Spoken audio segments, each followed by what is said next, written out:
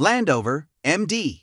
Moments after the Tampa Bay Buccaneers fell to the Washington football team 29-19 on the road Sunday, coach Bruce Arians said his team, now 6-3 after 2 straight losses, has some soul-searching to do, and he chided it for penalties and mental errors that continue to be costly.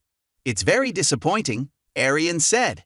"It's very alarming to watch the energy at every practice and show up with a lack of execution and energy that it takes to win on Sunday. We got a lot of soul-searching to do."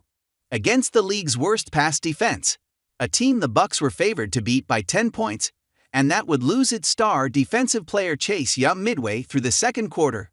Quarterback Tom Brady completed only 3 passes of more than 20 yards and was intercepted twice.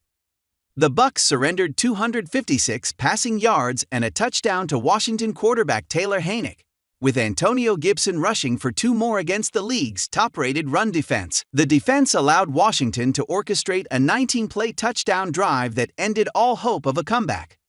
Self-inflicted wounds, particularly penalties, have been the Buccaneers' Achilles heel all year.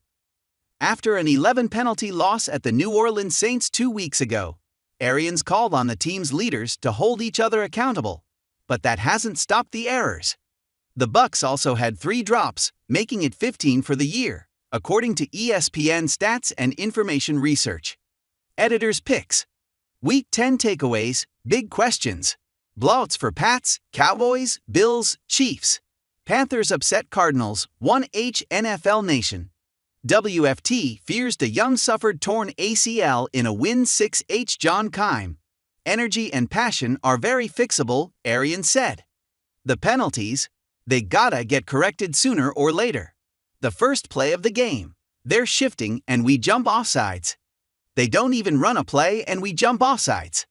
The stupidity has to go away if we're gonna go anywhere. Tight end O.J. Howard jumped offside on the very first snap when Washington shifted. A neutral zone infraction on defensive end William Galston advanced Washington 5 yards forward just before halftime. A false start on right tackle Tristan Wirfs pushed the Bucs back 5 yards just before halftime. In the third quarter, a defensive pass interference call on D. Delaney took Washington from the Tampa Bay 14 to the 1-yard line before a TD by Gibson made it 23-13. It has nothing to do with ability. It's about execution and being a smart football team. We're a very dumb football team. And that's a reflection on the coaches, Arians said. "We came out there flat-footed for whatever reason," inside linebacker Devin White said. "Everybody wasn't on the same page. Everybody didn't have the same amount of energy. And that's something we preached all week." He added, "We had a great week of preparation, but it doesn't mean nothing if we don't execute on Sunday." As for Brady, it was just the 3rd time in his career that he threw 2 interceptions in the first half. The first one bounced out of the hands of rookie wide receiver Jalen Darden. The second came when he overthrew Mike Evans on a slant route, and it wound up in safety Bobby McCain's hands. It has nothing to do with the receivers. It was him, Arians said of Brady, who suffered the 2nd largest road upset in his career, and just his 2nd back-to-back defeat as a Buccaneer. Visibly upset, Brady spoke to the media for only 1 minute, 43 seconds after the loss. "We just never really played on our terms. We played behind the whole game. They played a good game. They had a good plan," Brady said. "It doesn't matter who you play if you have a bunch of self-inflicted errors too. We've gotta go out and execute the plays that were there." When asked about his 2 interceptions, Brady said, "We started with the ball.